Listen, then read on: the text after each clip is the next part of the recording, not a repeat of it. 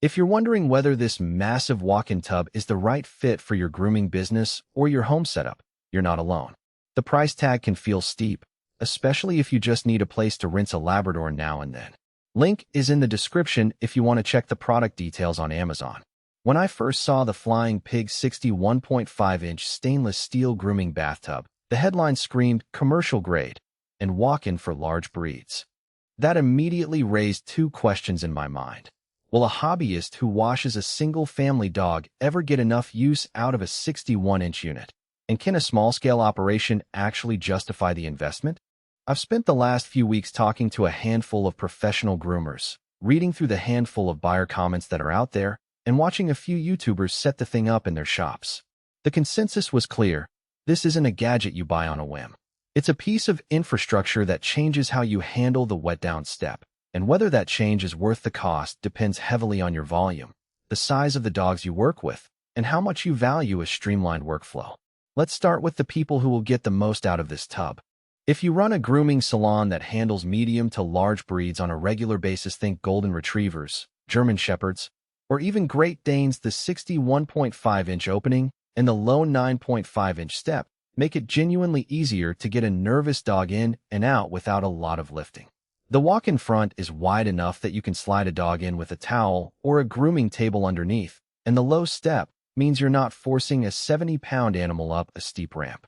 Groomers I talked to said the overhead arm, which you can adjust to the right height for each dog, cuts down the time they spend holding a hose or a handheld sprayer.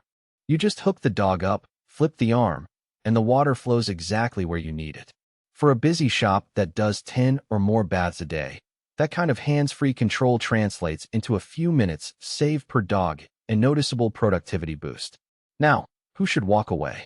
If you're a casual pet owner who washes your own dog once a week, you'll probably find the footprint of this unit overwhelming. The tub itself measures over 5 feet long, and you need space not just for the basin, but also for the right-side drain pipe and the overhead arm's reach.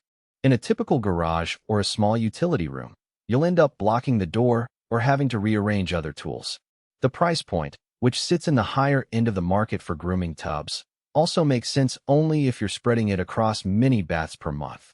A single-dog household will rarely see a return on that investment, even if the stainless steel looks great in the backyard. Beyond size and price, there are a few practical strengths that become obvious once you actually set it up.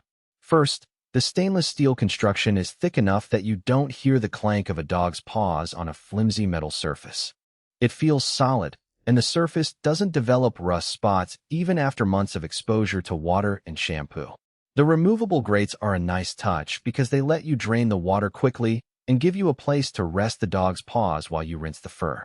In a commercial environment, that means less time waiting for water to empty and less chance of a dog slipping on a wet floor.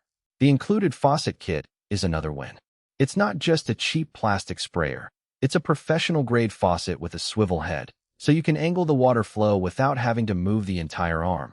The right-side drain port connects easily to a standard 1-inch PVC pipe, which means you can route the water straight to a floor drain or a utility sink without a lot of extra fittings.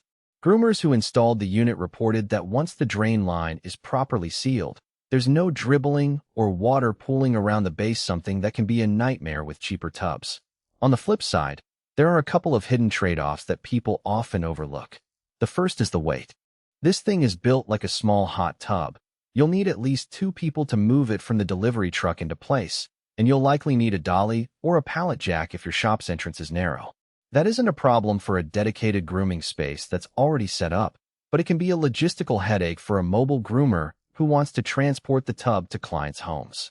Second, the overhead arm, while adjustable, is fixed to the back wall of the tub. If you have a cramped layout and need the arm to swing out further, you'll hit the wall sooner than you'd like. Some users mentioned having to reposition their grooming tables to accommodate the arms.